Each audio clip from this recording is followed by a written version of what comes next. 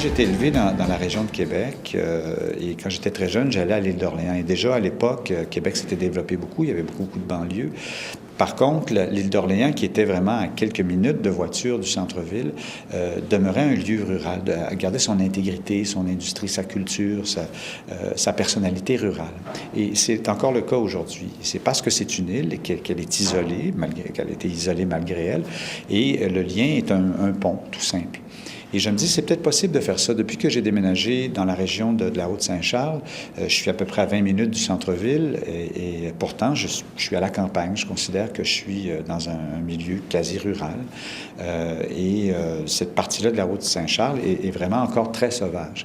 Donc, les autoroutes qui ont été construites pour faire le lien entre le centre-ville de Québec et les nouvelles banlieues sont des ponts. Encore pour l'instant, ne sont que des ponts, comme le pont de l'île d'Orléans. Et je me dis, c'est peut-être possible avec tout le territoire qu'on a de réussir à préserver ou du moins à repenser comment on peut faire la préservation de ces territoires-là et de garder leur identité propre et leur utilité qui est plutôt rurale, écologique, naturelle.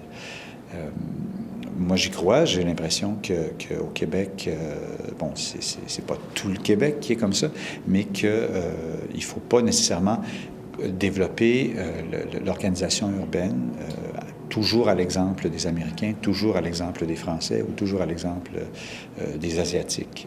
Peut-être que du fait, justement, qu'on a autant de territoires, qu'on a autant de places, on peut peut-être arriver avec une proposition originale.